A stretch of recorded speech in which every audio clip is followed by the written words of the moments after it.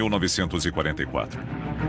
Com a maré virando contra a máquina de guerra nazista, o séquito de Hitler começa a considerar o impossível. Publicamente, eles negavam haver uma crise, mas, em particular, eles sabiam que era um desastre.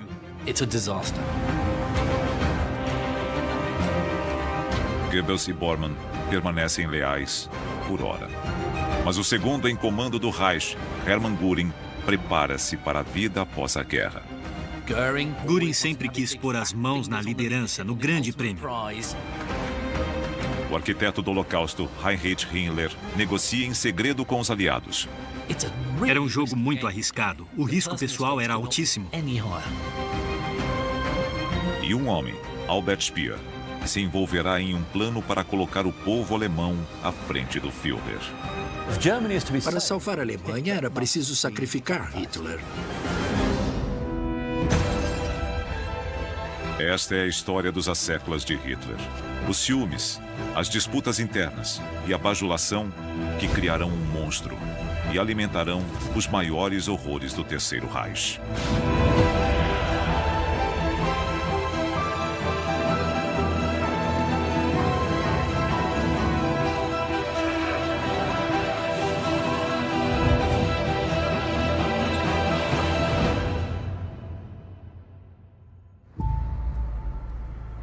Julho de 1944.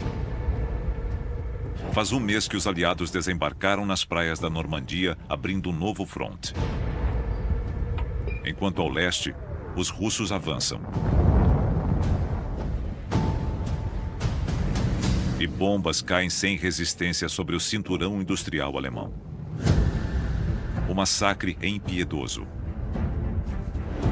Adolf Hitler não é nem sombra do que já foi.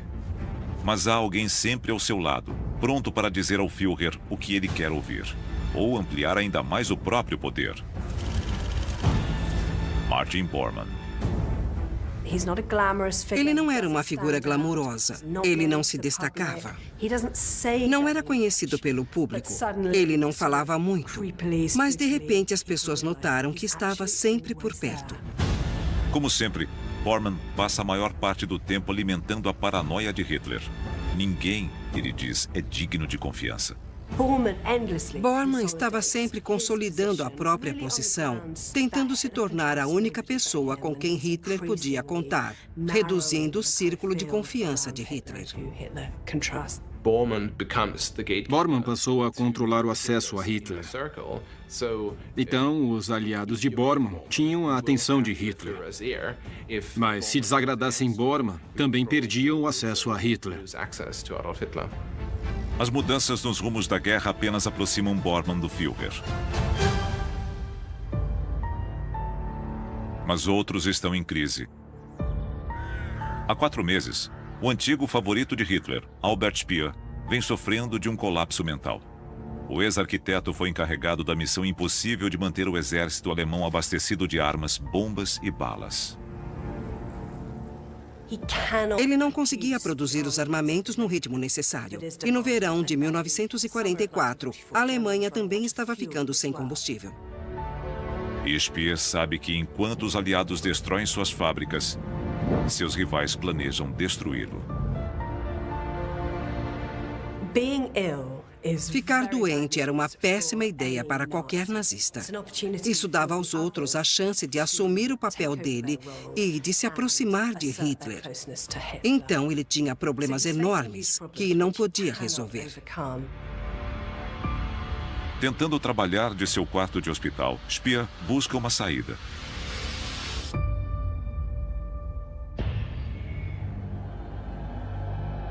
Enquanto isso, o segundo em comando de Hitler praticamente desistiu da guerra. Ele foi o responsável pelas maiores vitórias militares do Führer. Mas uma série de desastres deixam a reputação de Hermann Göring em frangalhos. Após perder a confiança de Hitler, ele se esconde da guerra em sua casa, viciado em morfina. Ele era uma figura importantíssima no Reich, ainda o sucessor, mas ao mesmo tempo um drogado inútil, morando em sua mansão. Mas com Hitler visivelmente desmoronando, Göring desperta. Ele acredita que poderá liderar a Alemanha quando chegar a hora. O maior medo de Göring é que Hitler conduza o país à aniquilação e que ele perca tudo.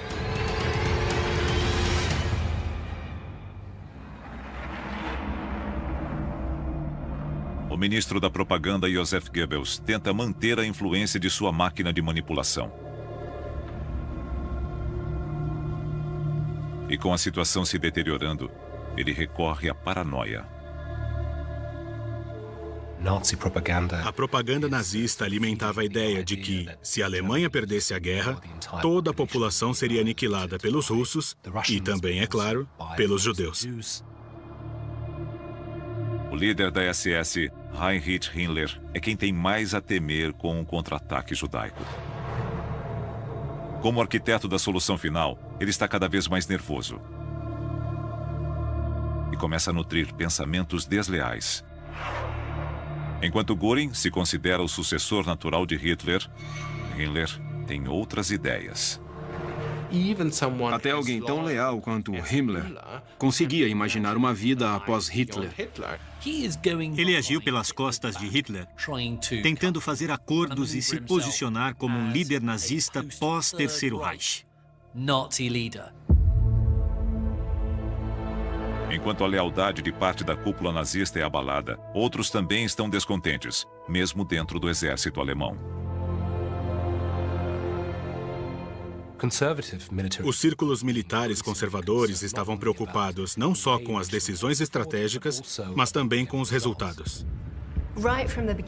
Desde o início havia tensões entre os nazistas e o exército alemão.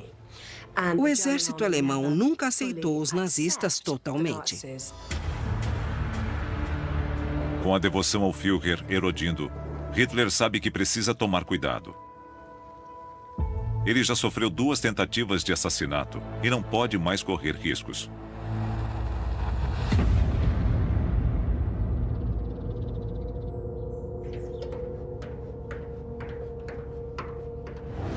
O QG de Hitler, no fronte oriental, a Toca do Lobo, fica escondido nas profundezas da floresta prussiana. Uma única ferrovia leva até a fortaleza camuflada, repleta de soldados da SS. E é deste refúgio que Hitler comanda a guerra.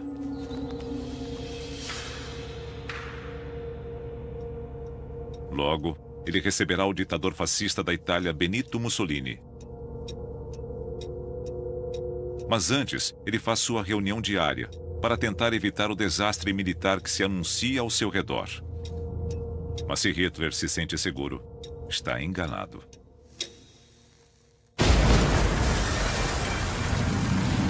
Uma explosão ecoa pelo complexo.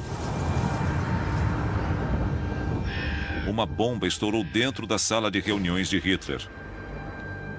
Parece impossível que qualquer um dos presentes ainda esteja vivo.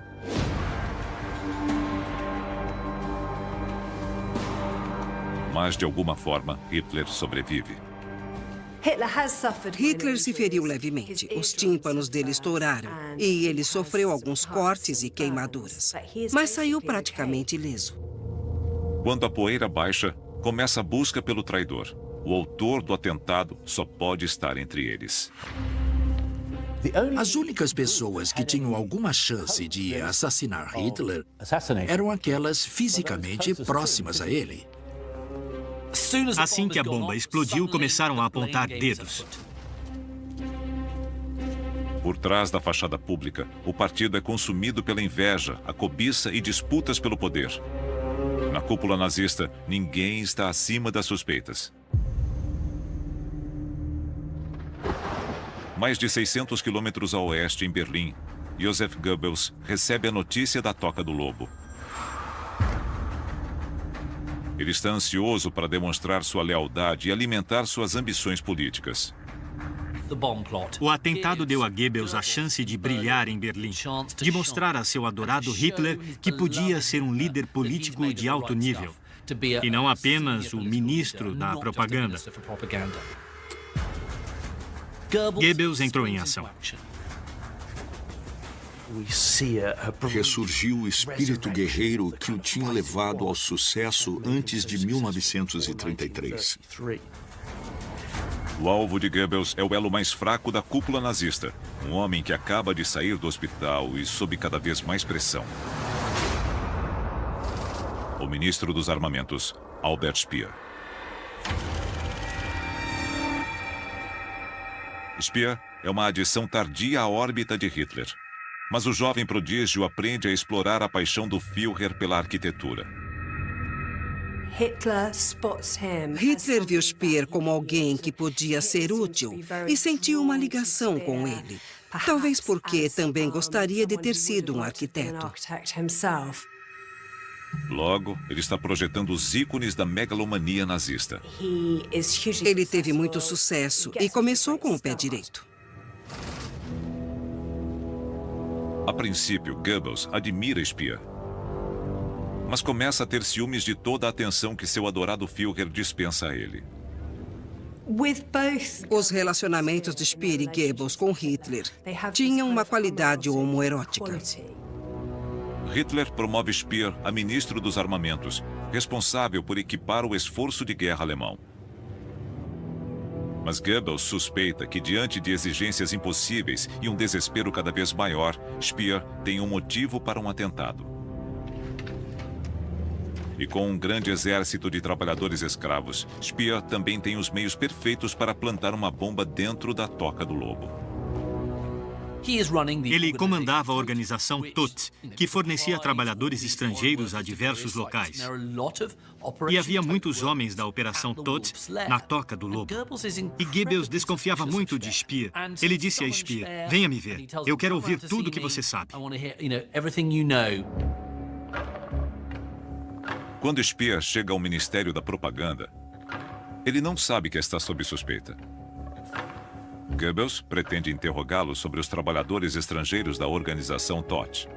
Goebbels acusou Speer de permitir que aqueles homens circulassem pela base, contornando toda a segurança. Talvez Speer tivesse feito isso de propósito. Nesse caso, ele seria o traidor? Mas o interrogatório logo é interrompido. Speer e Goebbels olharam pela janela e viram soldados. Eles não sabiam se eram tropas leais a eles ou hostis. Então ficaram em uma espécie de limbo. Soldados do batalhão Großdeutschland, preparados para combate, cercam o prédio e se posicionam para fechar o portão de Brandemburgo. Fica claro que o atentado à vida de Hitler faz parte de uma conspiração maior, um golpe militar em grande escala.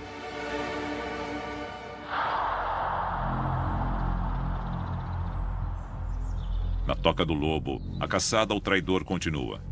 Então Bormann descobre que, logo antes da explosão, um coronel com uma mão amputada foi visto indo embora. Ele só pode ser um homem, um herói de guerra, Klaus von Stauffenberg, que estava na reunião em que a bomba foi plantada. Klaus von Stauffenberg era o único indivíduo que podia ter chegado perto bastante do Führer para realizar o atentado. Ele tinha sofrido pela Alemanha, portanto era confiável e honrado aos olhos de muitos. Ele vinha da aristocracia. Era um militar à moda antiga. Não era um democrata. Mas era um nacionalista alemão e não queria ver o nome do país jogado na lama. A participação de Stauffenberg é uma notícia chocante para a cúpula nazista. O exército alemão está por trás do plano. Foi uma revolta moral contra as atrocidades nazistas da parte do exército alemão. Muitos deles sabiam das execuções em massa de judeus no fronte oriental. Este não é como os outros atentados à vida de Hitler. Desta vez, a ameaça é interna. Era a maior das traições para Hitler. Mas Hitler sobrevive e está com sede de vingança. Stauffenberg, apostando na morte do Führer, parte para Berlim e ordena o levante militar, codinome Operação Valquíria. Era um plano oficial. A reserva do exército assumiria o poder caso Hitler morresse. Tem início a conspiração para derrubar os nazistas. Se ela der certo, o exército estará no comando da Alemanha. O plano dos golpistas era usar a Operação Valkyria oficial, que previa o isolamento de Berlim e de outras cidades importantes. Mas há uma falha fatal no plano. Eles não cortaram a comunicação de Goebbels com a Toca do Lobo. Portanto, Goebbels era capaz de fazer planos. Quando a escala do plano se torna clara, a cúpula nazista é tomada pelo caos. Todos são suspeitos.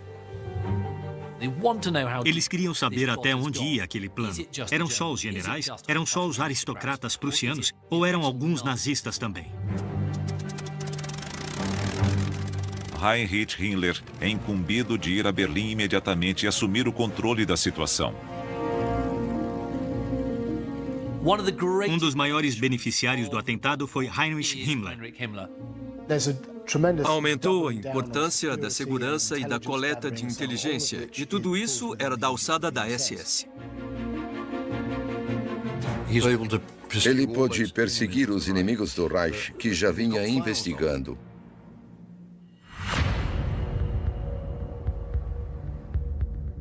Himmler usa a Gestapo para investigar todas as conexões que a cúpula nazista pode ter com os conspiradores. Seu principal suspeito é um homem conhecido por seus contatos com os aristocratas e empresários alemães. Hermann Göring. Ele era um herói da Primeira Guerra Mundial. Tinha muitas medalhas. Tinha um estilo de vida muito luxuoso. Então era um alvo fácil para os membros mais radicais no topo da hierarquia nazista. Alheio ao fato de estar na mira de seu velho inimigo, Himmler, Göring deixa sua mansão e parte para se juntar a Hitler na Toca do Lobo. Incrivelmente, apesar dos tímpanos rompidos, queimaduras e um corte na mão, Hitler se recusa a cancelar a visita de Mussolini.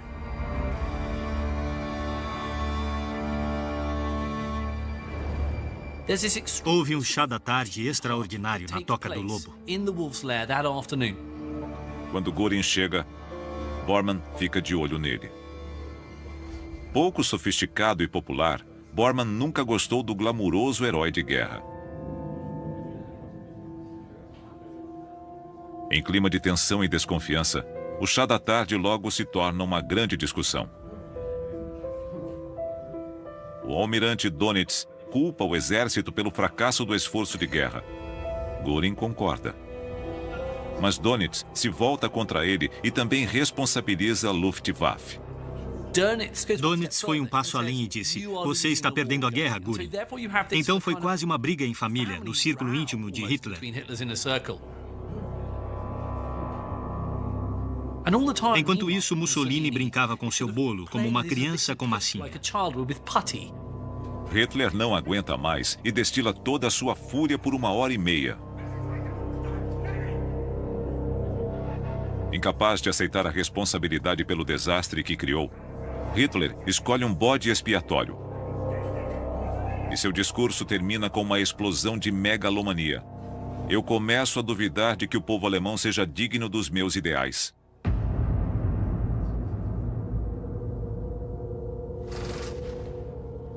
Logo depois, Hitler, cada vez mais avesso às câmeras, é filmado ao lado de Bormann e Göring enquanto se despede de Mussolini. Será o último encontro entre os dois ditadores. E quando o trem se afasta, o atentado à bomba volta à pauta.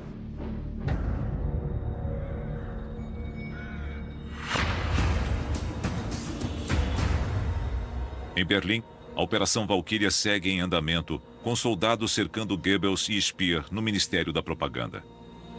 O encarregado do exército substituto é o Major Otto Remmer. Acreditando que Hitler está morto, Remmer não sabe que está contribuindo para um golpe. Mas os conspiradores não cortaram a linha telefônica de Goebbels. Ele ligou para Hemer e o convenceu imediatamente, dizendo: pare imediatamente, Hitler está vivo. O Major Hemer obedece. Mas o golpe segue em curso. Himmler emite ordens cancelando a mobilização da Operação Valkyria. Mas não é o bastante. Havia muito pânico, é claro, em Berlim e no partido. Muita gente sabia do atentado e torcia para ele estar morto. O ministro da propaganda, Goebbels, entende o que precisa ser feito. O fato de Hitler ter sobrevivido será o fim da Operação Valkyria. Hitler precisa quebrar seu silêncio de um ano e dizer ao povo alemão que está vivo. A única coisa que os nazistas podiam fazer era se comunicar. Eles precisavam convencer o povo alemão de que estava tudo bem. Aquilo não era nada demais. Mas a transmissão sofre dificuldades técnicas. E os boatos sobre a morte de Hitler se espalham rapidamente. Se ele não se manifestar, a Operação Valkyria pode ser irreversível. Finalmente, logo após a meia-noite, eles estão prontos. A voz surgiu no rádio e, sem dúvida, era Hitler.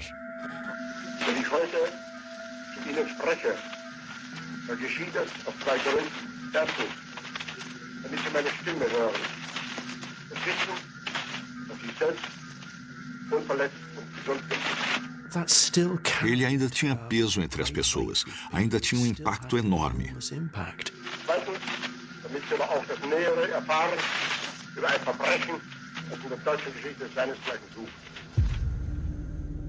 O golpe fracassa. Os conspiradores sabiam que tinham falhado. E o povo alemão sentiu que foi salvo. Se Hitler estava vivo, talvez ainda pudessem vencer a guerra. Os conspiradores logo são detidos. Stauffenberg e seus homens são executados. Quando os tiros param de ecoar, Bormann divulga a mensagem. Tentativa de golpe por generais irresponsáveis esmagada com violência. Todos os líderes mortos.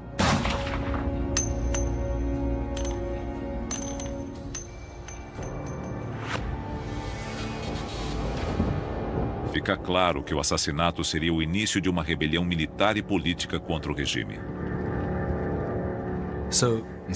Era um movimento muito diverso, que incluía liberais, defensores do cristianismo e também conservadores, que estavam preocupados. E a rede de inteligência de Himmler também revela evidências perturbadoras que incriminam um dos membros da cúpula. No cofre dos conspiradores, a SS encontra uma lista daqueles que encabeçariam um novo governo no caso de sucesso do golpe. Ao lado de ministro dos armamentos, dizia Speer. Albert Speer volta à mira.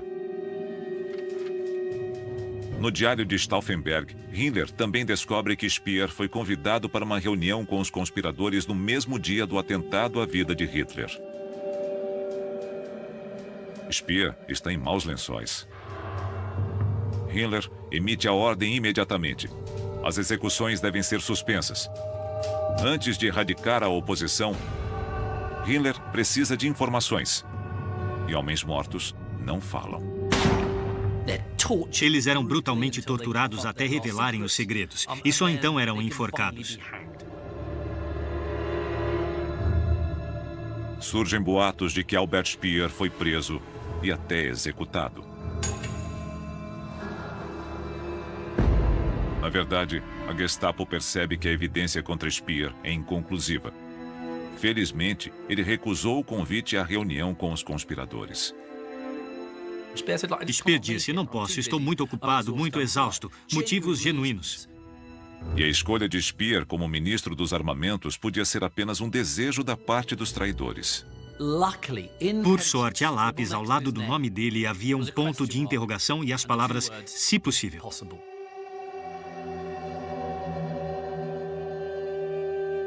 Foi um momento difícil para Speer. Mas ele sobreviveu. O ponto de interrogação foi o bastante. Não fosse o ponto de interrogação e o se possível, os nazistas teriam presumido que ele já tinha aceitado fazer parte de um governo futuro sem Hitler. E ele seria cúmplice no golpe e teria sido enforcado.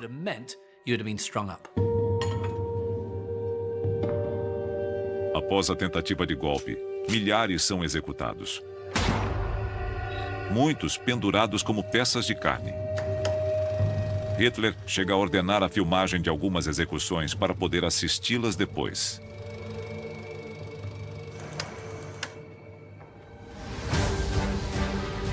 Apesar dos sinais de que o regime está desmoronando, alguns membros da cúpula ainda acham que podem tirar proveito do caos.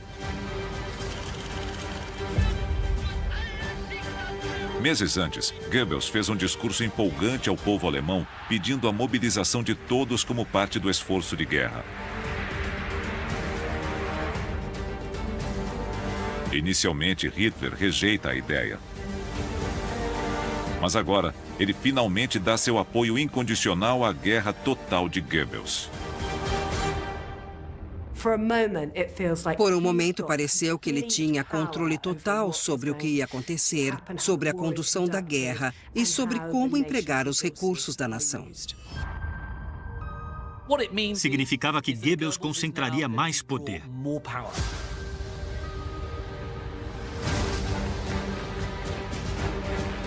Goebbels tenta recrutar 1.200.000 homens do setor civil para a linha de frente.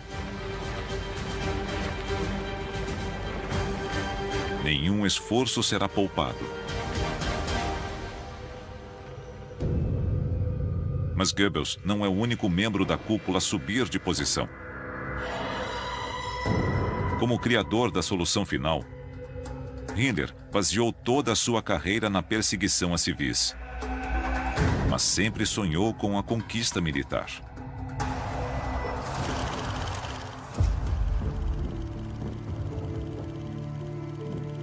Himmler completa 18 anos nos últimos dias da Primeira Guerra Mundial e está louco para provar seu valor como soldado.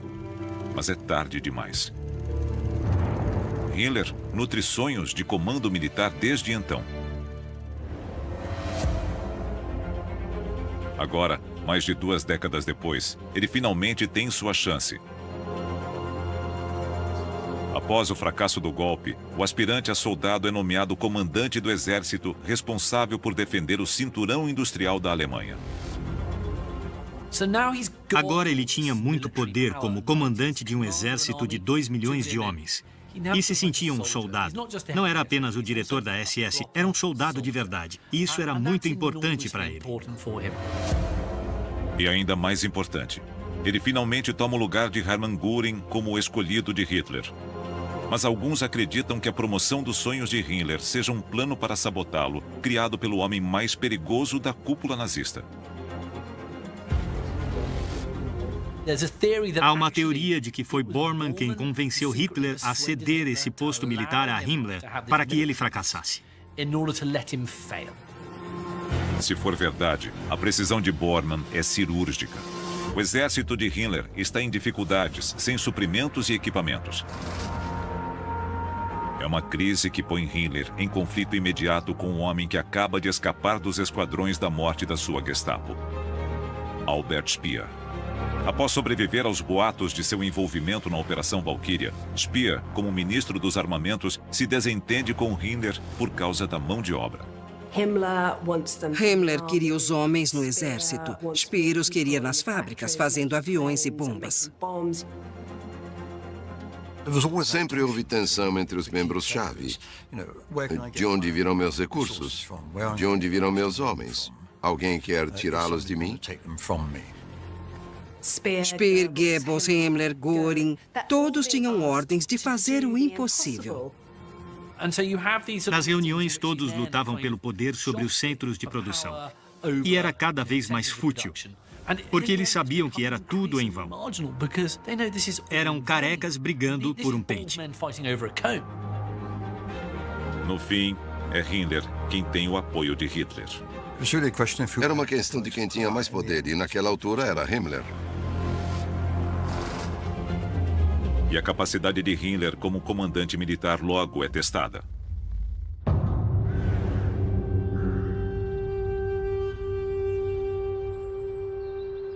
Na Toca do Lobo, Hitler ainda está convencido de que pode vencer a guerra. Após o atentado, ele tem abusado das drogas. E suas táticas militares são cada vez mais irracionais. Agora Hitler bola um último plano para arrancar a vitória das garras da derrota. Ele planeja avançar pela região das Ardenas, dividindo as forças aliadas em duas até alcançar a Antuérpia. É o que os americanos chamarão de Batalha do Bulge.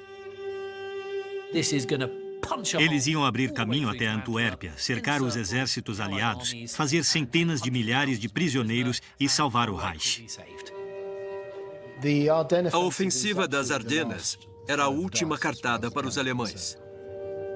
O plano era atacar a oeste usando as mesmas técnicas e, com frequência, o mesmo terreno que tinham usado com sucesso em 1940.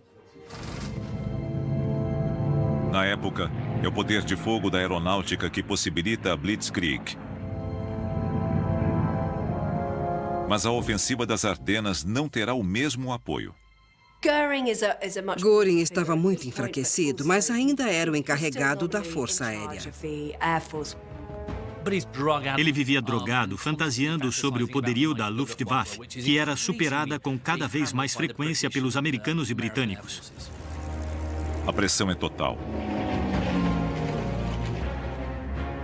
Para vencer, os nazistas precisarão de 200 mil homens e uma quantidade enorme de tanques, equipamento de artilharia e munição. Estrategicamente, seria um golpe de mestre. O problema é que os alemães não tinham combustível, nem homens, e muito menos equipamento militar para executá-lo.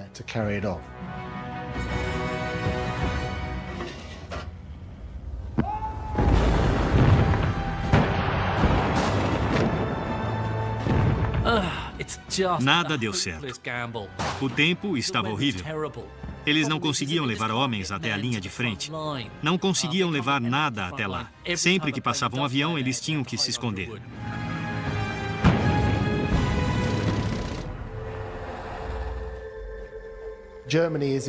A Alemanha não tinha condições de realizar ofensivas em grande escala no inverno rigoroso de 1944 e 45. Eles estavam nas últimas. O pequeno papel de Himmler na operação e sua primeira experiência no comando militar termina em desastre. Mas Hitler aposta novamente em seu comandante novato. Agora, seu exército deve defender Berlim do avanço soviético no fronte oriental. Ele estava em desvantagem numérica e não tinha recursos para montar uma defesa eficiente.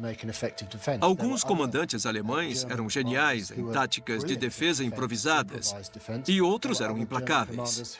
Himmler não era nenhuma das duas coisas. Se Bormann realmente queria acabar com Himmler, Himmler percebe tarde demais que caiu em uma armadilha. Himmler estava lidando com derrotas e fracassos por todos os lados.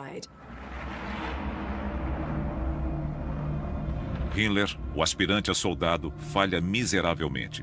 E Hitler o acusa de desobediência flagrante. Esse fracasso, sem dúvida, abalou a autoestima de Himmler.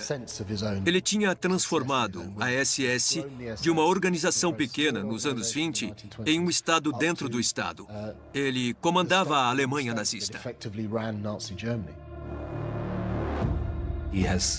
Ele tinha alcançado o objetivo de ser o número 2 incontestável, depois de Hitler. Mas era o segundo em comando de um império em ruínas. Com seu sonho em frangalhos, Himmler quer renunciar, mas ele não consegue encarar Hitler. Ele não tinha coragem de admitir para Hitler porque queria muito aquele cargo. Então ele pediu que alguém falasse com Hitler e conseguiu se afastar. Himmler se interna em um sanatório 100 quilômetros ao norte de Berlim para tratar seu estresse e dores estomacais. Ele inventou aqueles sintomas. Ele alegou estar sofrendo de estresse após o fracasso nas Ardenas. Mas acho que, na verdade, era uma jogada mais complexa e diabólica. Com o esforço de guerra alemão à beira do colapso e Bormann em seu encalço, Himmler decide que sua única esperança de sobrevivência é uma ousada reinvenção. Ele precisa se livrar de seu passado assassino. Himmler, em quem por muito tempo Hitler confiou acima de todos os outros, começou a planejar o futuro desde muito cedo. Ele queria se distanciar do genocídio no qual teve um papel tão importante. Apenas um mês antes, Himmler ordena o fechamento das câmaras de gás e crematórios dos campos de concentração. Não foi por pena dos prisioneiros. Ele queria cair nas graças dos aliados quando eles vencessem. Seus homens começam a destruir evidências, ateando fogo em alojamentos, muitos deles com os prisioneiros ainda dentro.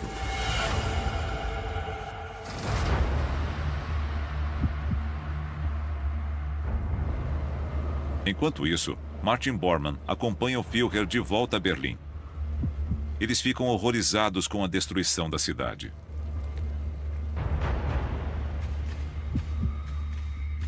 Eles viram a chancelaria do Reich pela última vez um mês antes. Agora, ela está em ruínas. Todas as janelas quebradas. Apenas o térreo e o porão continuam habitáveis. O escritório e a residência de Hitler são transferidos para o recém-concluído Führer Bunker, nas profundezas do jardim da chancelaria, projetado pelo homem em quem Hitler ainda confia acima de qualquer outro, Albert Speer.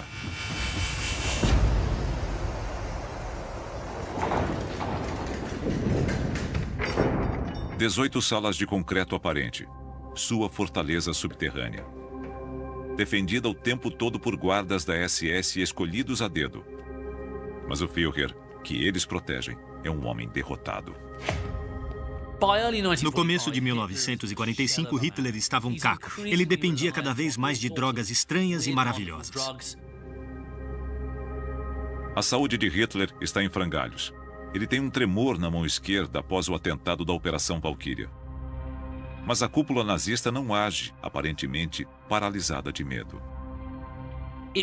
Exigiria muita coragem dizer: você está errado, não vamos mais segui-lo. Era impossível. Se derem um passo em falso, eles sabem que podem se tornar vítimas da sombra silenciosa de Hitler, Martin Bormann. Era muito perigoso contrariar Bormann, porque ele era o cão de guarda de Hitler. Quando alguém irritava Hitler, ele dizia a Bormann: nunca mais quero ver esse sujeito. Todos estavam muito tensos e queriam manter Hitler feliz. E sabiam que um esquadrão da morte de Bormann podia matá-los.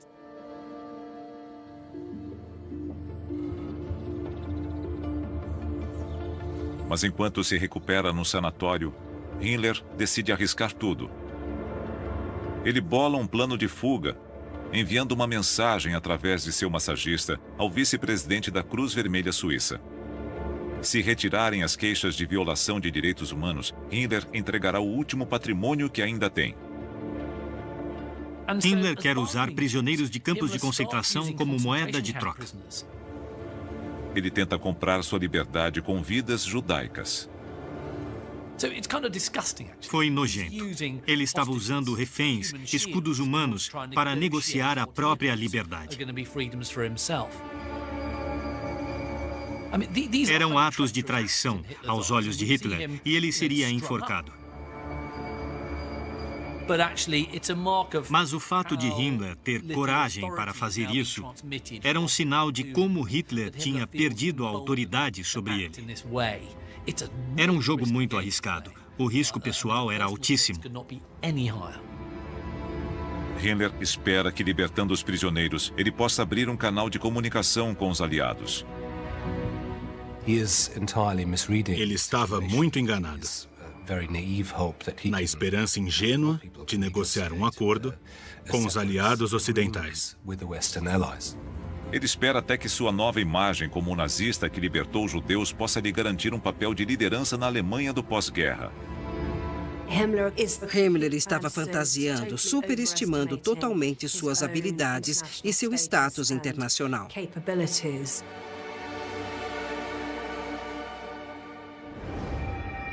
Longe da segurança do sanatório, qualquer esperança de Himmler se esvai quando os verdadeiros horrores das atrocidades nazistas são revelados.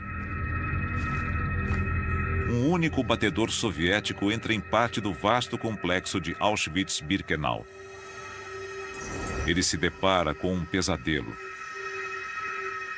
Um campo de concentração e extermínio recém-abandonado. O que restou do extermínio patrocinado pelo Estado de mais de 6 milhões de judeus. Lá, ele encontra 600 homens e mulheres doentes e à beira da morte. E montanhas de roupas e sapatos. Evidências dos maiores crimes de guerra que o mundo já viu. Mas o cerco ao Terceiro Reich está se fechando.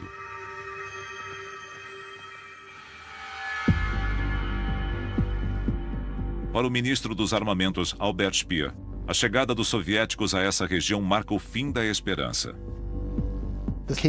O golpe fatal para Speer é a perda do norte da Silésia com sua indústria pesada em minas de carvão. Ele escreve um relatório a Hitler sobre a situação da produção de armamentos. A Silésia fornecia 60% do carvão da Alemanha. Agora, só há 2 semanas de estoque para abastecer fábricas, ferrovias e usinas de energia. Ele viu que a indústria alemã, que já estava nas últimas, não conseguiria mais resistir. Quando recebe a notícia, o ego frágil de Hitler se desintegra.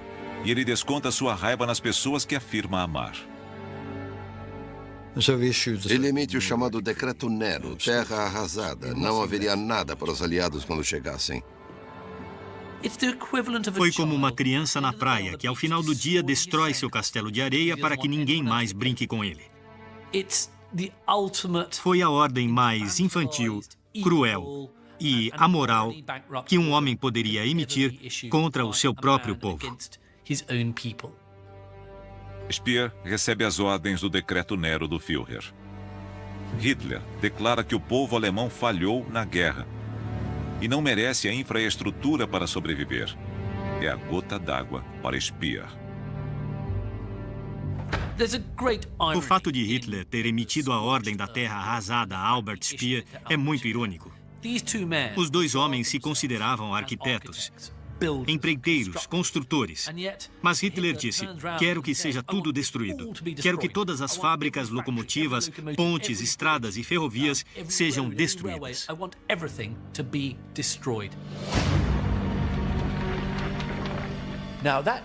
Essa ideia viking de afundar em chamas não era aceitável para Speer. Ele não queria que o povo alemão cometesse suicídio. Não queria uma epidemia de fome. Os alemães não podiam morrer a centenas de milhares.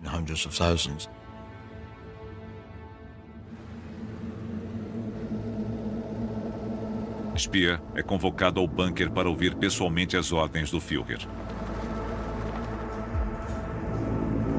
Ele não acredita que seu amigo e mentor, Adolf Hitler, possa ser tão desumano com seu próprio povo.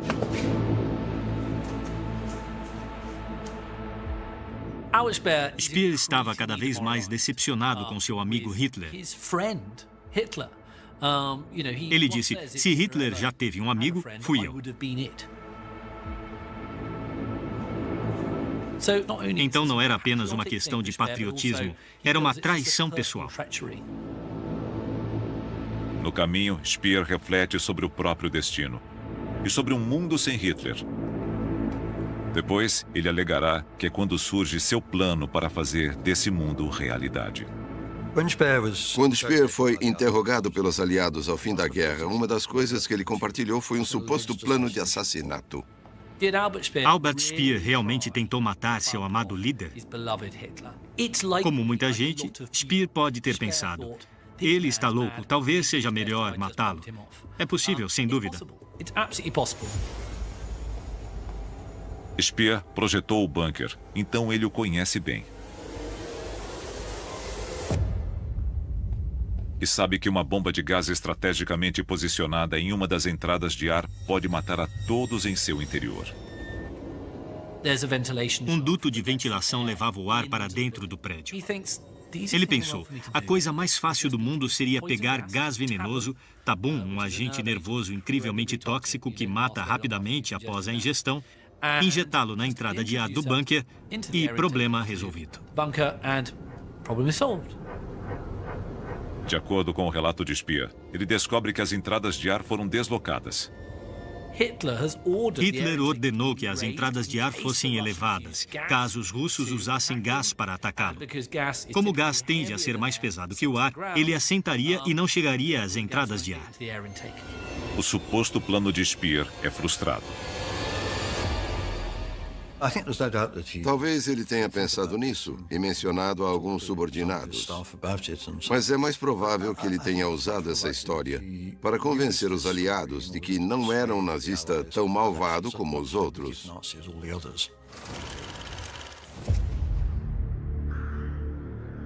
É o 12º aniversário da nomeação de Goebbels ao Ministério da Propaganda. Como que para marcar a ocasião, uma enorme armada de bombardeiros corta os céus. Mas são aviões aliados e não alemães. É apenas um das centenas de ataques aéreos naquele mês que despejam 2.000 toneladas de bombas sobre a cidade de Berlim. E nenhum dos caças da Luftwaffe de Göring tenta impedi-los.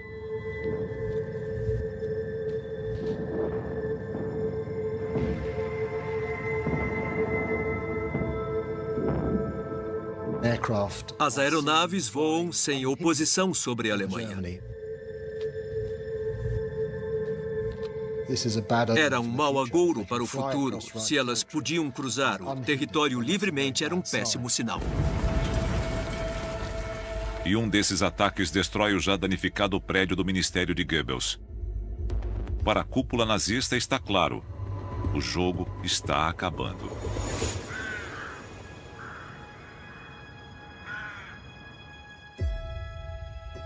Göring se dedica a garantir que suas preciosas obras de arte roubadas dos maiores museus da Europa sejam protegidas do avanço aliado. Quando a guerra acabar, Göring ainda espera exibi-las em seu novo lar como futuro chanceler da Alemanha. Quando os líderes nazistas perceberam que era o fim, que a Alemanha ia perder a guerra e o projeto de Hitler tinha fracassado, eles reagiram de formas diferentes.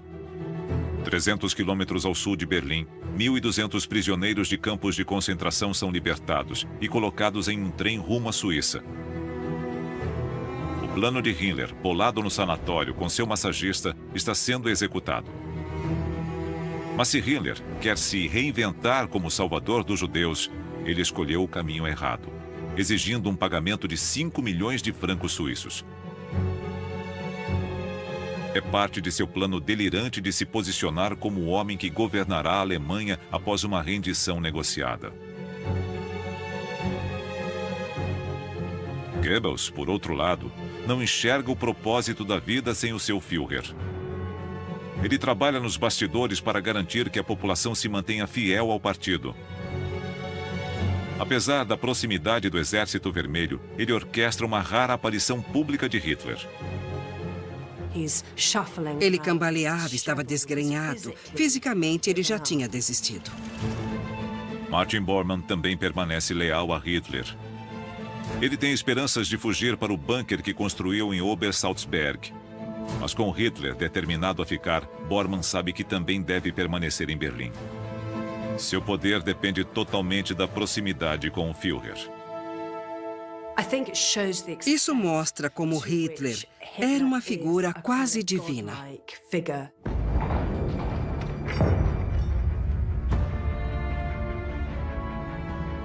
Um pequeno grupo de nazistas dedicados se junta a Hitler na fortaleza subterrânea.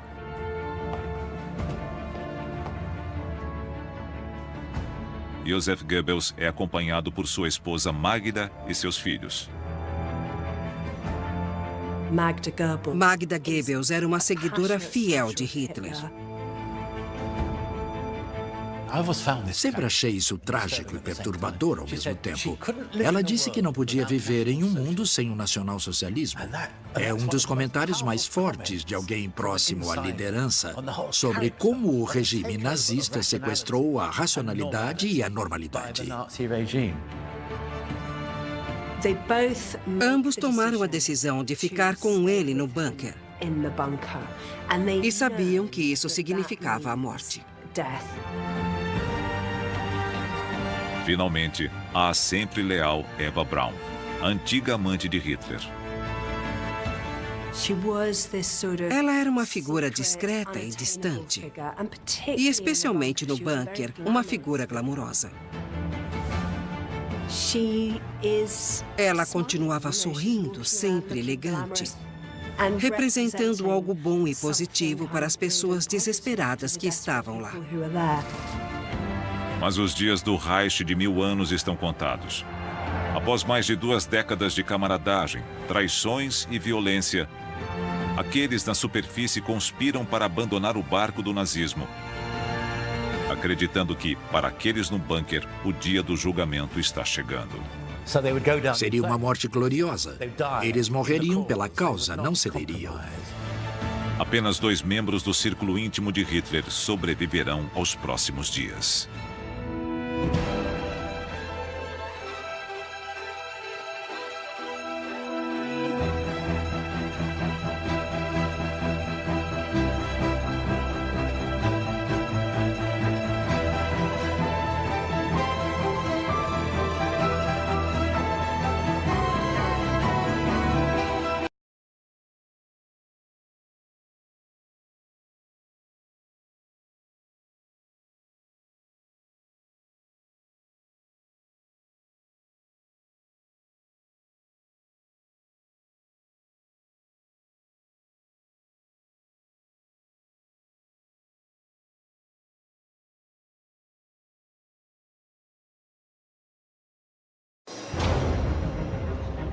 Em 1945, o regime nazista está agonizando. No fundo, todos os líderes nazistas deviam saber, mas não podiam dizer em público. Os membros da cúpula começam a debandar. No último momento, os ratos abandonaram o navio e ele ficou furioso. Em meio à loucura do fim da guerra, o diretor da SS, Heinrich Himmler, faz acordos clandestinos. Himmler deixou de ser fiel. Aquilo era traição. E a sombra de Hitler, Martin Bormann, faz uma escolha impossível. Por um lado, ele queria sobreviver. Por outro lado, queria ser leal. A primeira-dama do Reich, Eva Braun, é recompensada por sua lealdade inabalável. O relacionamento era escondido do povo alemão. E o segundo em comando de Hitler, Hermann Göring, tenta tomar o poder. Um passo em falso e ele seria executado. Esta é a história dos asseclas de Hitler. Os ciúmes, as disputas internas e a bajulação que criarão um monstro e alimentarão os maiores horrores do Terceiro Reich.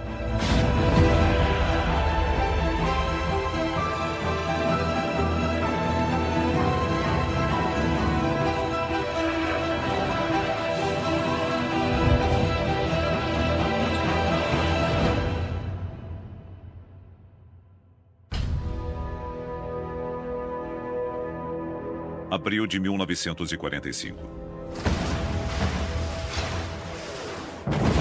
O Exército Vermelho se aproxima de Berlim. E as forças aliadas cruzam o Reno, avançando rumo ao centro da Alemanha nazista. O último e humilhante capítulo do Terceiro Reich já começou. A Alemanha está à beira da derrota. Antes venerados por milhões, Hitler e seu grupo, cada vez menor de seguidores, se escondem em um bunker imundo, cercado de tropas inimigas. Nas últimas semanas do Terceiro Reich, a cúpula nazista se desintegrou. Era o fim. Eram os momentos finais de um império. Do Terceiro Reich restava apenas o nome.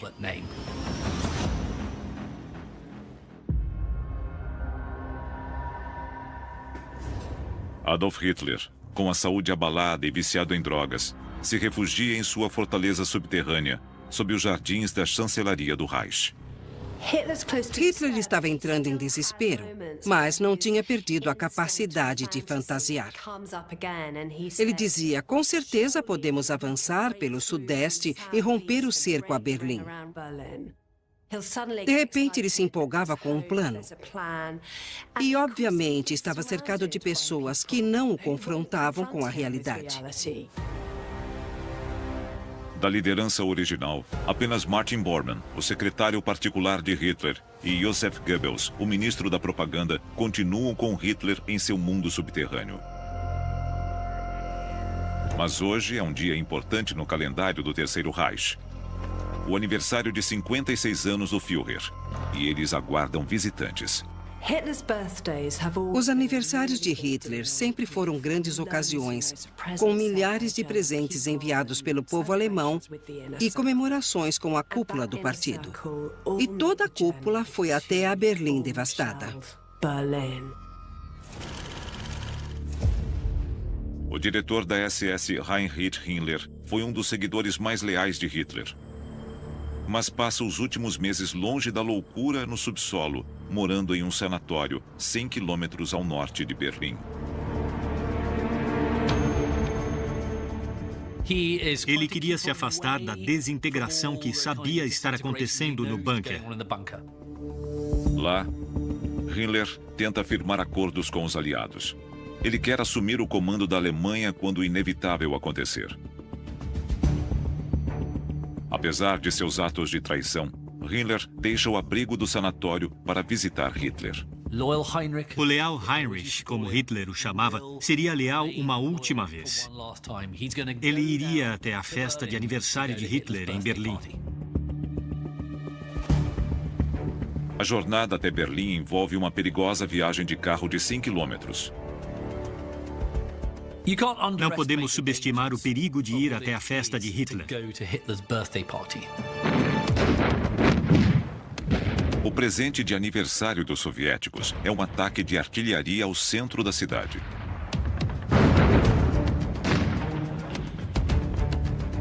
E ele não precisa ficar de olho apenas nos inimigos. Sua própria organização, a SS, está assassinando desertores. A SS e várias agências militares e policiais estavam enforcando pessoas por traição. De certa forma, é quando a Alemanha perde a guerra que o regime se torna muito mais perigoso. Ele concluiu que era mais seguro mostrar lealdade a esta altura. Mesmo para o diretor da SS, neste momento perigoso, é importante aparecer e manter a ilusão de fidelidade. Viajar de carro é arriscado, mas de avião é quase suicídio. Mesmo assim, o ministro dos Armamentos, Albert Speer, arrisca o voo traiçoeiro até Berlim. Era preciso sobrevoar território ocupado pelo Exército Vermelho e talvez até pelos aliados vindo do oeste. E mesmo que ele conseguisse não ser abatido, teria que aterrissar não em uma pista, mas em uma rua no meio de Berlim, toda esburacada pelos morteiros e com incêndios em toda parte. A motivação de Speer para fazer o voo arriscado até Berlim também é intrigante. De acordo com sua autobiografia, meses antes, ele planejava assassinar Hitler. Ele alega que seu plano era lançar gás venenoso no bunker.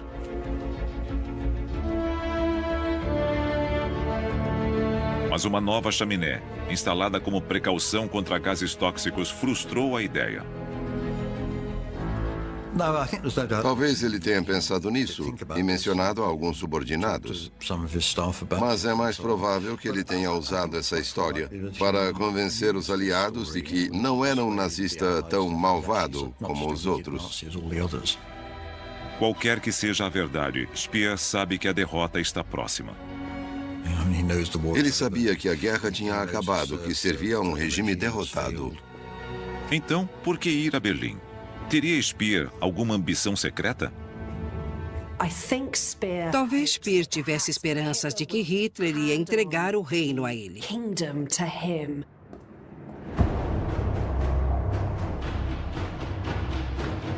Parte do reino é o que já foi o prédio de maior prestígio do Estado nazista, a chancelaria do Reich.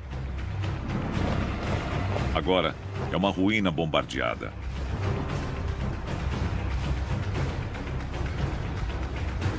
Um cenário adequado para a reunião da cúpula em homenagem ao perturbado ditador em seu aniversário.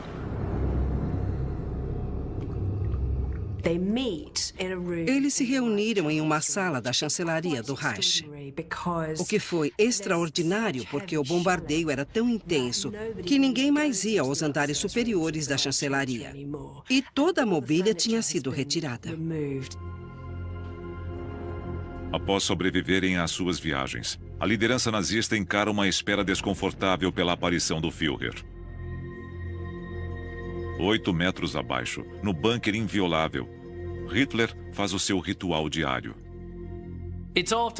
Depois do café da manhã e do colírio de cocaína, Hitler se sente disposto bastante para encontrar o seu séquito e receber os parabéns.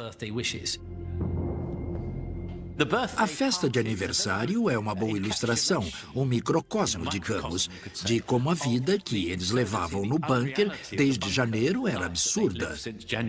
Eles moravam em um mundo fantasma. Outro membro-chave da cúpula que enfrenta o risco de viajar até Berlim é o comandante da Luftwaffe, Hermann Göring. Göring ainda continuava se considerando o segundo no comando do Reich. Há 4 meses, o homem que se juntou ao partido nazista como herói de guerra e garoto propaganda faz planos para a vida após o Führer. Ele estava farejando como um grande tubarão alguma oportunidade de finalmente tomar o poder.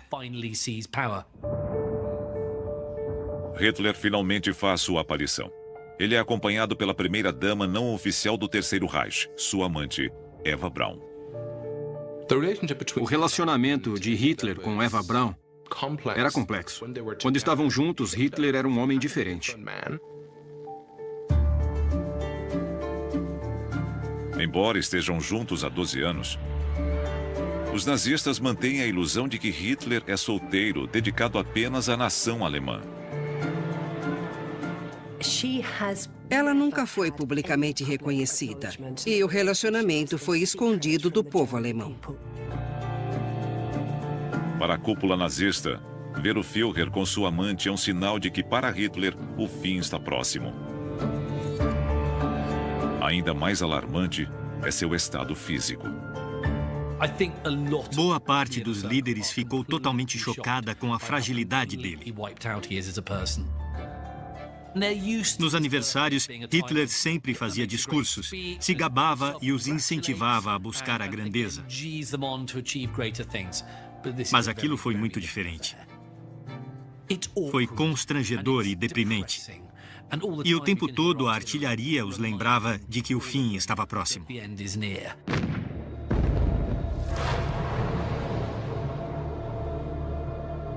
Como sempre, Martin Bormann, o secretário particular e sombra permanente de Hitler, está por perto quando Führer faz um anúncio importante.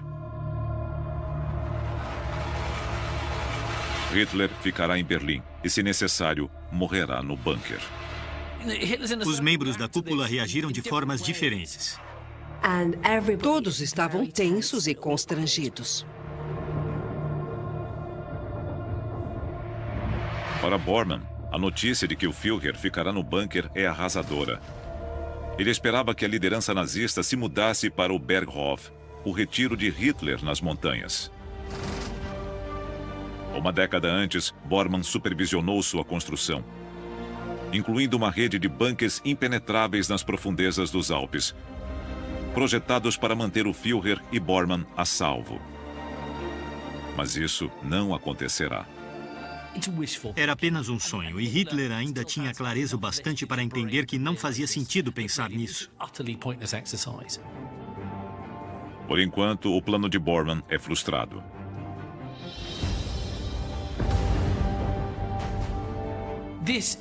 Isso foi, de certa forma, previsto por Wagner.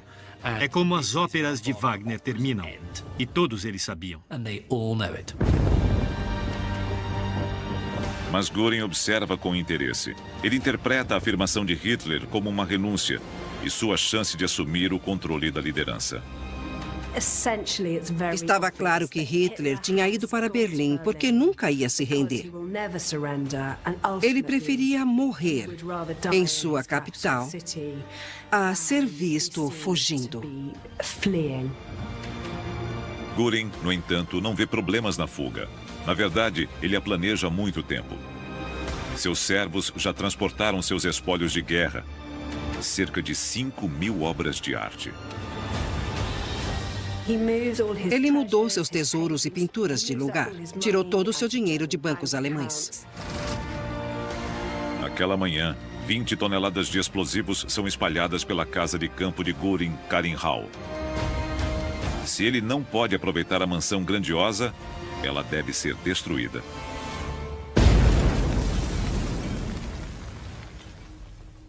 O fato de Göring ser o primeiro a partir não passou despercebido. Era cada um por si. O outrora dedicado chefe da SS, Heinrich Himmler, sente que já provou sua lealdade ao partido. Agora pode se despedir como Göring e voltar ao seu próprio plano de fuga. Ele tentou se posicionar como um líder nazista pós-Terceiro Reich. Era fantasioso, delirante e, no fim, foi em vão. Mas mostra como Himmler estava distante da realidade. Na saída da festa, Göring aborda Himmler. Himmler não era o único que pensava em contatar os aliados. Göring também queria dizer ao Ocidente: fizemos besteira, mas os russos são uma ameaça a todos. Por que não se juntam a nós para enfrentar os russos? Ele tinha a ilusão de que seria tratado como um grande líder. Mas Himmler está bem mais adiantado. 5 dias antes, ele entregou 5.000 judeus aos aliados. Moedas de troca em um acordo arquitetado no sanatório, passando mensagens à Cruz Vermelha através de seu massagista. A arrogância de Himmler superava o medo de estar cometendo traição. Era o que ele estava fazendo. Se Hitler descobrisse que ele estava firmando acordos de paz por baixo do pano, negociando com judeus, isso era traição para Hitler, e ele seria enforcado com corda de piano. Himmler conta a Göring que agiu mais rápido e que vai se encontrar com o conde Folke Bernadotte, o vice-presidente da Cruz Vermelha sueca, naquela noite. Ele sabia que o fim estava próximo e não queria que outros se apresentassem como negociadores. Himmler diz que Bernadotte foi enviado para negociar por Eisenhower. Ele sabia que Göring era oficialmente o segundo em comando, mas ele queria assumir o poder. Então, Himmler percebe que estão sendo observados. E pelo mais perigoso dos rivais, Martin Bormann. O bajulador Bormann chegou ao poder através da manipulação, envenenando a mente de Hitler. Himmler sabe que se Bormann os escutou, seus dias estão contados. Naqueles dias finais, Himmler vivia em estado permanente de extrema ansiedade, porque ele sabia que, ao tentar negociar a paz, estava cometendo traição. Himmler sabe que precisa agir rápido. Ele dirige a noite toda até a costa do Báltico para 2 reuniões importantes. A primeira com o representante do Congresso Sionista Mundial. Espertamente, Himmler criou laços com o Congresso Sionista Mundial e com potências ocidentais através da Suécia. E o motivo era óbvio. Ele queria escapar e ter uma vida após o Terceiro Reich. A esta altura, o número de vítimas judaicas está alcançando 6 milhões e Himmler é o responsável. Mas há meses, ele tenta cobrir seus rastros. Em janeiro de 1945, Himmler, com a intenção clara de cair nas graças dos aliados quando a guerra acabasse, iniciou um programa de fechamento dos campos de concentração, demolindo os piores aspectos deles e tentando apresentar uma fachada mais humana aos aliados quando eles chegassem. Mas Himmler não tem como se distanciar totalmente das atrocidades. Sua reinvenção para se tornar o governante da Alemanha após Terceiro Reich depende destas reuniões com homens de ideologias radicalmente opostas. Por 45 minutos, Himmler tenta justificar as ações da Alemanha contra os judeus. Ele promete a suspensão das execuções e a entrega dos campos intactos aos aliados. Na segunda reunião de Himmler naquela tarde, com o diplomata sueco Conde Bernadotte, ele está cada vez mais paranoico. Ele estava em pânico, com a pistola no bolso e com medo o tempo todo de que os homens de Bormann surgissem a qualquer momento. Exausto, Himmler parte acreditando estar mais perto de uma reunião com Eisenhower. Mas o medo permanece.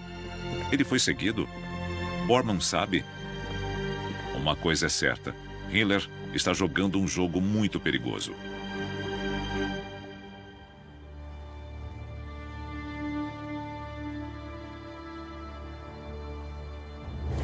No dia seguinte, no Führerbunker, durante a conferência diária de Hitler, seus generais fazem um relatório da situação militar.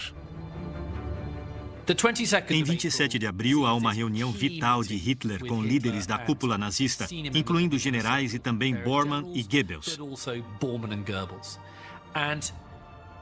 É quando ele finalmente entende que não há saída para a situação militar, que eles perderam a guerra. Não havia dúvida.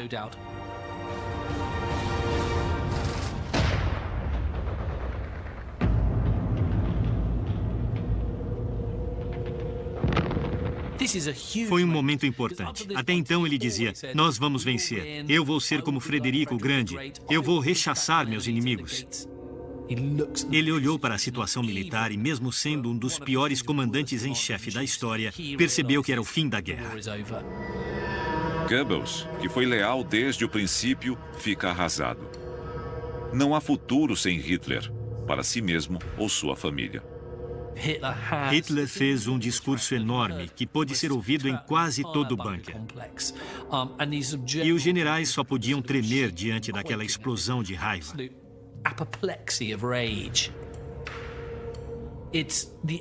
Era o fim daquela odisseia que os tinha levado da cervejaria até o bunker para terminar em tragédia e catástrofe.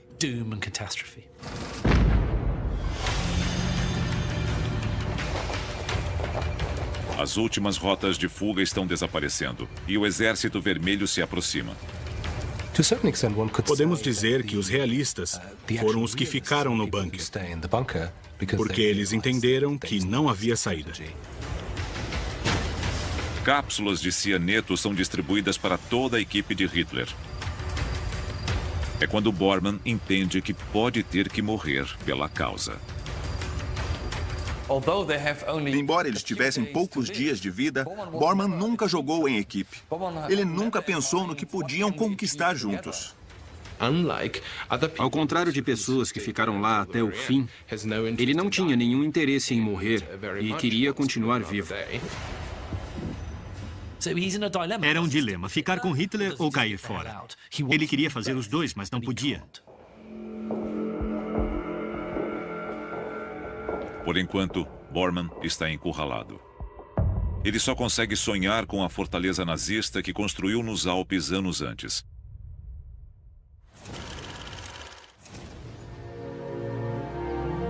Mas Göring já está aproveitando o ar fresco da montanha. Ele fica sabendo que Hitler aceitou a derrota. E apesar do plano de Himmler, Göring decide que dará sua cartada pelo posto mais alto. Mas até que Hitler esteja morto, é um jogo perigoso. Era o dever oficial dele, caso o Führer morresse ou fosse incapacitado pelas circunstâncias, assumir o governo da Alemanha. Ele dita cuidadosamente uma carta a Hitler, pedindo autorização para assumir como seu sucessor. Meu Führer, o senhor está sob pressão. E a menos que me diga o contrário em 24 horas, vou presumir que perdeu a capacidade de governar e eu me tornarei Führer. Ele percebeu imediatamente que era algo muito sensível. Um passo em falso e ele seria executado. Como de praxe, Bormann é o primeiro a receber o telegrama de Göring. Tudo que chegava a Hitler passava por Bormann. Era importante para ele que o poder não mudasse de mãos. E ele não queria que Göring especificamente fosse o próximo líder da Alemanha. Porque se ele, Bormann, sobrevivesse, ele não tinha um bom relacionamento com Göring. Então ele apresentou o telegrama como evidência de deslealdade.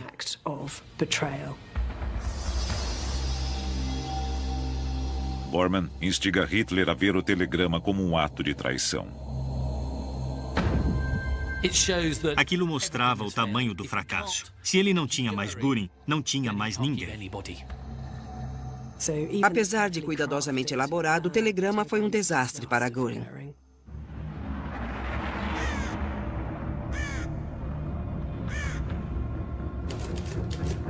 E Bormann vai além. Ele envia uma mensagem a Göring dizendo: "Eu o proíbo de dar qualquer passo na direção que indicou." Assinado Adolf Hitler. Göring viu que a coisa estava feia e mandou outro telegrama. Tudo bem, eu renuncio. E eles disseram ao público alemão que Göring tinha sofrido um ataque cardíaco e ia renunciar de todos os seus postos. Mas a renúncia de Göring não é o bastante para Bormann. Ele ordena a prisão e execução de Göring. Ele foi preso pela SS, mas uma unidade da Luftwaffe passou por ali e ele disse: "Socorro, a SS me pegou, façam alguma coisa." Eles mandaram a SS embora e Göring foi salvo. A sorte está do lado de Göring e ele vive para continuar lutando. Outro alvo na mira de Bormann é Heinrich Himmler. Desde suas reuniões secretas para firmar a paz com os aliados, Himmler aguarda ansiosamente por uma resposta. Ele só pode torcer para que seu ato de traição não venha à tona. Bormann tem investigado, mas não encontra nada conclusivo para acusar Himmler. Então, os aliados dão um presente a Bormann. Notícias sobre os acordos clandestinos de Himmler são divulgadas para todo mundo. O segredo de Himmler é revelado. E ele sabe exatamente o que isso significará para Hitler. As transmissões inimigas revelavam que o leal Heinrich, como ele o chamava, tinha agido pelas suas costas e buscado a paz. Há uma diferença entre Göring e Himmler. O telegrama foi apenas um erro de interpretação de Göring. Himmler estava realmente negociando com o inimigo. Hitler tinha se referido a Himmler como o único verdadeiro cavalheiro da Alemanha, ou seja, o único com quem ele podia contar. Ele não acreditava que Himmler o trairia. Mas era verdade. E encorajado por Bormann, o Führer destitui Himmler de todos os seus postos e ordena sua prisão. Para Hitler, a traição de Himmler é a maior de todas. Hitler ficou especialmente abalado porque sempre viu Himmler como o mais leal de todos. Ele o via como alguém em quem podia confiar até a morte. Em questão de dias, Bormann derrubou seus dois arquirrivais. O segundo em comando de Hitler, Hermann Göring, e o diretor da SS, Heinrich Himmler. É uma vitória vazia, já que o regime está claramente morto. Mas na cabeça de Bormann, ele finalmente chegou ao topo. Aqueles últimos dias devem ter sido muito compensadores para Bormann, porque todos os rivais dele foram derrubados um a um. No fim, apenas ele e Goebbels ainda estavam lá. Agora, em meio à loucura subterrânea, Hitler se dedica à tarefa totalmente inútil de encontrar um novo sucessor para seu império nazista em colapso. E estes dois homens, a sombra silenciosa Bormann e o sempre leal Goebbels, são os únicos candidatos do séquito de Hitler que restam no bunker. Mas Hitler não escolhe nenhum dos dois. Para onde ia o poder? Bem, ia para o grande almirante Karl Dönitz. Dönitz está bem longe do bunker, no extremo norte da Alemanha, no porto de Flensburg. Aquele homem não era parte do círculo íntimo de Hitler. Basicamente, Hitler sentia que podia confiar em Dönitz, quando todos à sua volta tinham ido embora e o traído. Dönitz conquistou a confiança de Hitler, em parte por ter cumprido a promessa de uma revolução marítima realizada por novos submarinos capazes de submergir por longos períodos. Desde o início de 1945, os dois homens se aproximaram. Dönitz representava uma nova figura de fora do círculo e um homem que poderia fazer alguma coisa com a nova Alemanha. Ele não participava das disputas internas, nem daquela novela que já durava 2 décadas. Como prêmio de consolação, Goebbels recebe o título de chanceler do Reich da Alemanha, enquanto Bormann é nomeado presidente do que resta do partido nazista. Para ele, é uma grande honra. Bormann se considerava super leal. O que quer que acontecesse, ele estaria lá. Ele sabe que seu poder depende da proximidade de Hitler. Para Bormann, não há saída. Bormann não conseguiu convencer Hitler a partir, então, relutantemente, ele teria que encarar a própria morte. A lealdade de Goebbels é mais fanática. Para ele, não há futuro sem o Führer. No bunker, Goebbels escreveu uma carta ao seu enteado. Então nós sabemos o que estava pensando. Ele disse: tudo que eu tenho se deve a Hitler. Eu devo tudo que sou a Hitler. E seria um ato de extrema deslealdade não ficar ao lado dele até a morte. Sua dedicação a Hitler é tão grande que ele leva sua esposa Magda para o bunker. Sua esposa, Magda Goebbels, era tão dedicada a Hitler quanto ele, e ela insistiu em levar os filhos. Eles disseram às crianças que iam entrar no bunker para estar no centro de tudo quando a vitória iminente acontecesse. Goebbels era um homem muito inteligente, mas ainda maior do que sua inteligência era a lealdade, equivocada, é claro, ao mais cruel dos homens.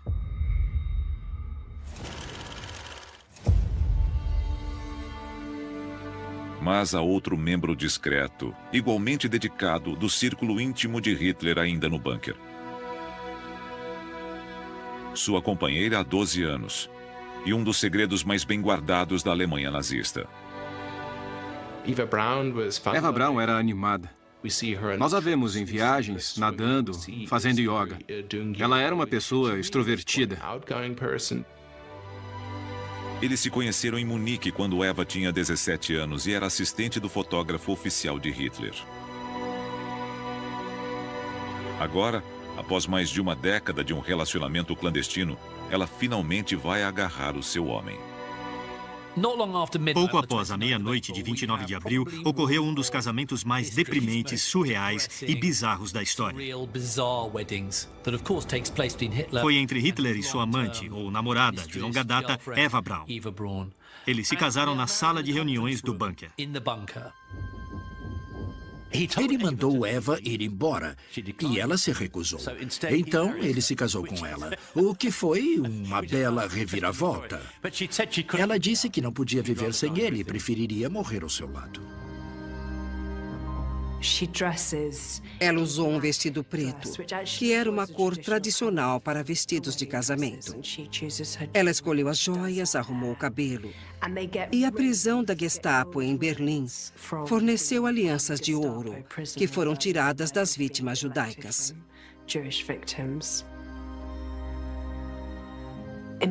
Imediatamente depois, eles foram comemorar. Mas Hitler deixou a festa rapidamente. E Eva Braun teve que beber champanhe com as secretárias.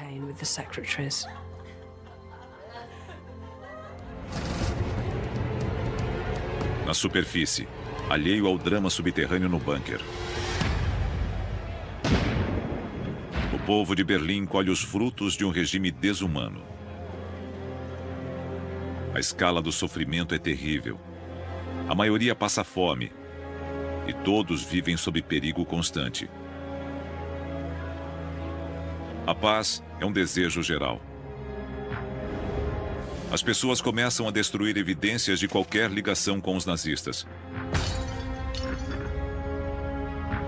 Fotografias de entes queridos uniformizados são rasgadas. Berlim estava em ruínas. A defesa de Berlim estava nas mãos da juventude hitlerista. Meninos de 15 anos tentando defender Berlim quase sem armas. E com os russos se aproximando cada vez mais por todos os lados. O núcleo de nazistas restantes está no bunker há quase 3 meses. E a disciplina não se mantém. As últimas 24 horas no bunker foram uma visão do inferno. Todos sentados, bêbados, discutindo como vão se matar ou discutindo como vão fugir. Era um buraco no chão. E a vida lá era triste e surreal. Eu tento imaginar o cheiro e o barulho do bunker. O sistema de ar-condicionado era movido a diesel, ruidoso. E descreveram o cheiro como de urina e odor corporal fétido.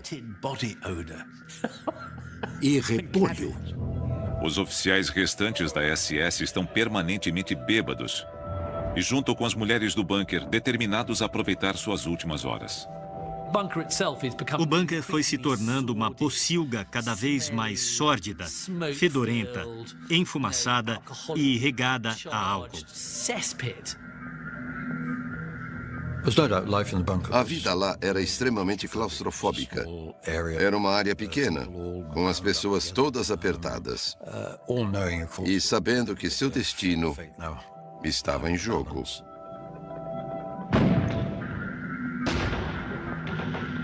Agora os soviéticos estão a apenas 1 quilômetro de distância. Para aqueles no bunker, o tempo está acabando. Era o fim do Reich. Naquele dia, notícias de Milão chegam ao bunker. O colega fascista de Hitler e antigo aliado Benito Mussolini foi capturado por partisãs italianos. Hitler ficou horrorizado ao saber do destino de Mussolini.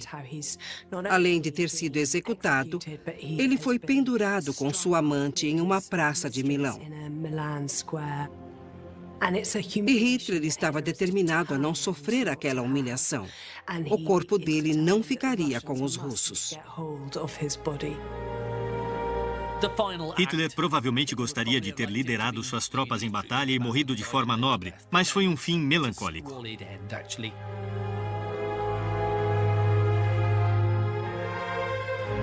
Hitler e sua nova esposa Eva voltaram aos seus aposentos com cápsulas de cianeto e uma pistola.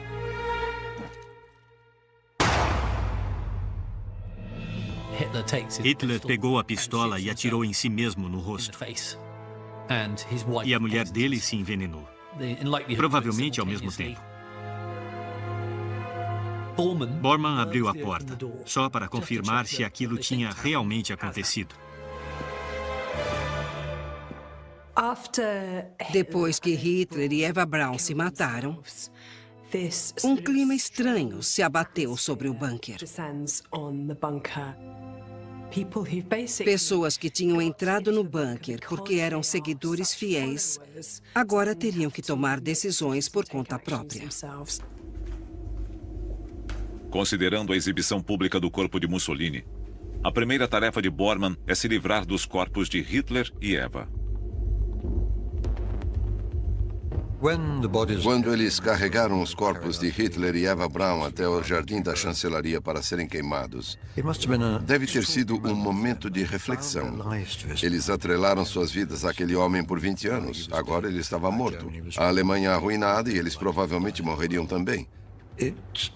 Era a falência do sistema a que tinham servido. Hitler foi queimado. Ele foi finalmente destruído.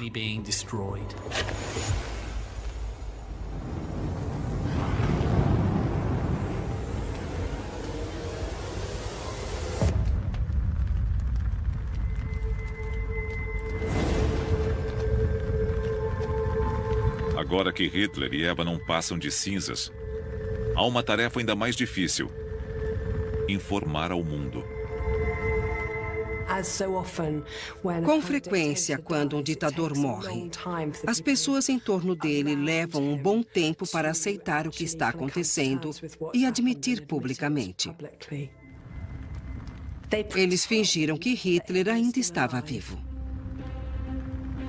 Goebbels, o encarregado da comunicação do partido há uma década, mantém a boca fechada. O atraso dará a ele e Bormann uma última chance de negociar uma rendição com o Exército Vermelho sem consultar o novo chefe de Estado, Dönitz. Mas para Goebbels, o novo chanceler do Reich, sua única tentativa de diplomacia internacional termina em completo fracasso.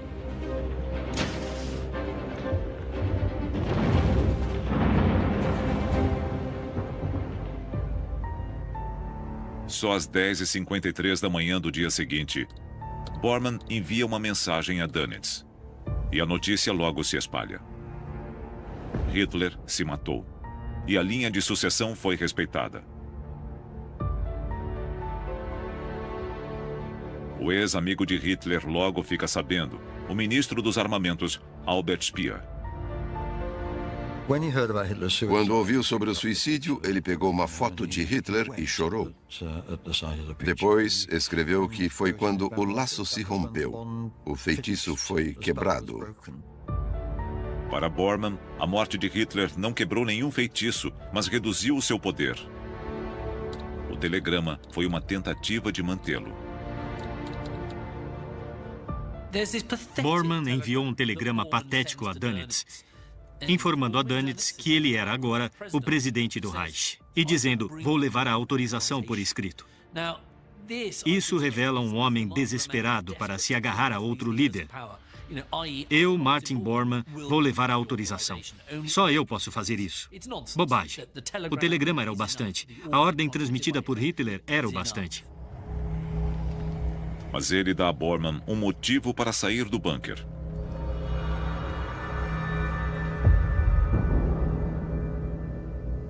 O fanático Goebbels e sua esposa Magda nem pensam em fugir. Só resta uma saída: seguir Hitler até o fim. Com a morte de Hitler, o novo chanceler da Alemanha, ainda que brevemente, Joseph Goebbels e sua esposa, sabiam que eram os próximos. Estavam apavorados. Eles iam morrer e um mataria o outro. Mas antes, precisam lidar com as crianças. Magda manda sedar os seus filhos e os envenena com cianeto. Ela não podia viver em um mundo sem o nacionalsocialismo. É um dos comentários mais fortes de alguém próximo ao poder sobre como o regime nazista sequestrou a racionalidade e a normalidade. Uma hora depois de envenenar seus filhos, Magda é vista jogando cartas. Pálida, de olhos vermelhos, sem expressão e fumando sem parar. Ela jogou paciência. Podemos pensar que desumano, mas o que mais alguém poderia fazer depois de matar os próprios filhos? Na mesma noite, Magda morde sua cápsula de cianeto. E Goebbels dá o golpe de misericórdia, um tiro na nuca. Depois, ele engole a própria cápsula e atira em si mesmo na têmpora. Foi uma prova de lealdade completa. Goebbels e Magda seguiriam o líder deles até a morte. Guardas da SS cobrem os corpos com gasolina, mas não há o bastante para queimá-los totalmente. Mesmo na morte, Goebbels fica em segundo lugar. Não havia gasolina suficiente para Goebbels. Então, o que resta de Goebbels é um cadáver carbonizado e contorcido, horrível. E não totalmente consumido pelas chamas, como seu mestre.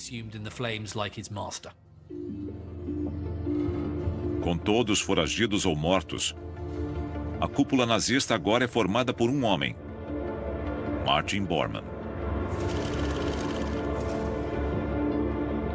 Por décadas, ele espiona, manipula e faz o que for preciso para se manter no poder. Para Bormann, a autopreservação era o mais importante àquela altura. Ele jamais ficaria para morrer. O triunfo de Bormann ao final da guerra é vazio. Finalmente, nos últimos dias do Terceiro Reich, ele se tornou o segundo em comando, mas sabia que era o fim do partido. Bormann é o líder de um partido que não existe mais. Todo o seu poder se transformou em cinzas junto com o cadáver de Hitler. A única forma de recuperá-lo é fazendo a viagem de 400 quilômetros até Donetsk, em Flensburg.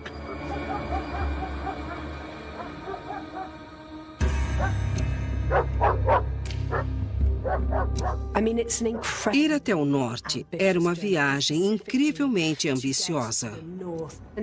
Sem dúvida, ele esperava se tornar tão indispensável para Donetsk quanto foi para Hitler.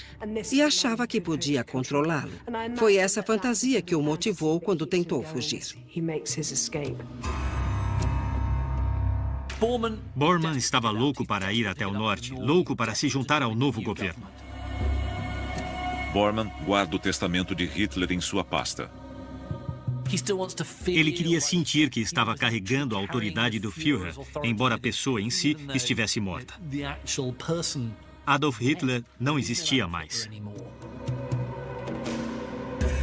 Para chegar a Flensburg, ele terá que atravessar as linhas russas. Mesmo após a morte do Führer, ele ainda tinha o instinto de sobrevivência. Ele queria salvar a própria pele e fez uma tentativa de escapar.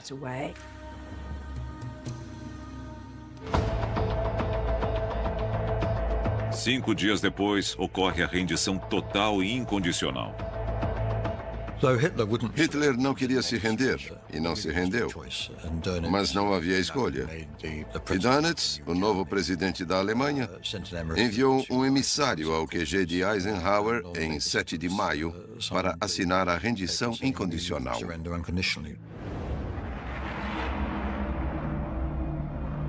Quanto a Martin Bormann, ele não chega nem perto da base de Donetsk. Após sair do bunker de madrugada, testemunhas oculares afirmam que Bormann está apavorado, sem fala e desorientado. Os russos já estavam lá.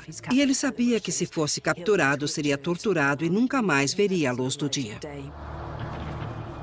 Acredita-se que, ao avistar as tropas soviéticas se aproximando, ele tira a própria vida.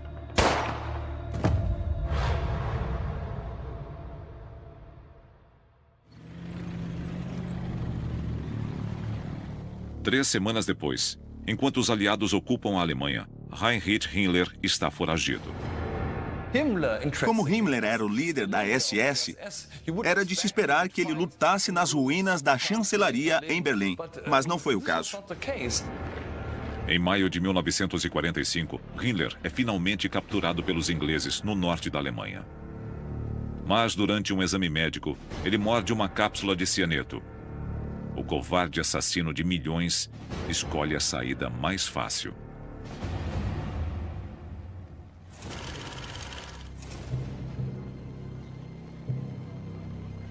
Hermann Göring, o extravagante ex-piloto de caças, também é capturado pelos aliados. Ele ficou ofendido quando pediram permissão para revistá-lo. Por ser um soldado e um líder da Força Aérea, ele alegava que devia ser tratado com honra. Göring é detido em um ex-hotel de luxo. Com sua arrogância característica, ele ainda acha que pode negociar um perdão. Göring acreditava, devido ao seu posto na hierarquia nazista, que podia fazer um acordo com os aliados e tratou os aliados como se fossem diplomatas, incluindo ele mesmo. Mas Göring está enganado.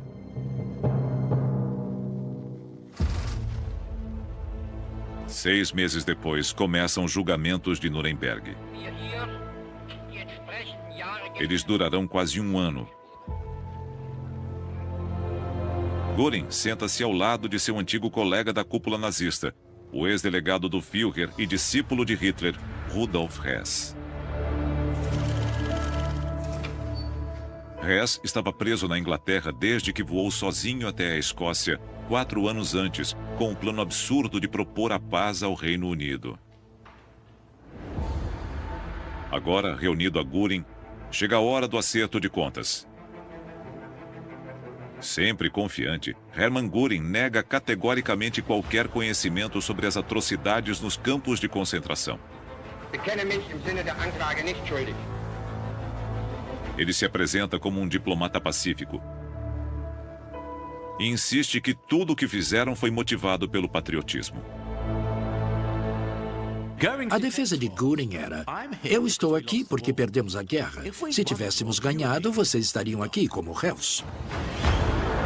Apesar de seu desempenho enérgico, Göring é condenado à morte por crimes de guerra. Mas apenas 2 horas antes da execução da sentença, uma ampola de cianeto, provavelmente entregue por um guarda, permite que ele escape da forca.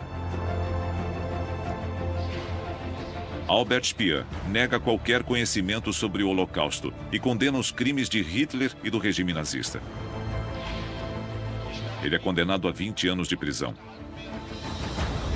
E quando libertado, se apresenta como o bom nazista. Só após sua morte, aos 76 anos, a verdade é revelada. O último sobrevivente é Rudolf Hess. Cumprindo prisão perpétua em Spandau, em Berlim, em 1987, aos 93 anos, ele se enforca no chalé do jardim da prisão. A cúpula nazista foi forjada nas cinzas da Primeira Guerra Mundial. Párias e heróis de guerra, unidos pela sensação de abandono, uma ideologia perversa e a sede de vingança.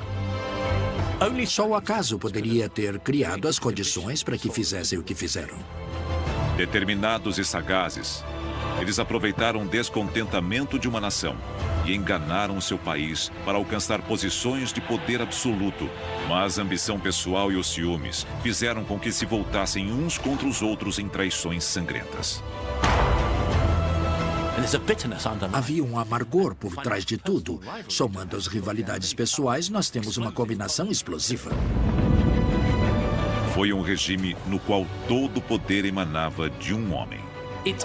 Tudo girava em torno de Hitler. Ele estava no centro do círculo. Sem ele, tudo desmoronaria.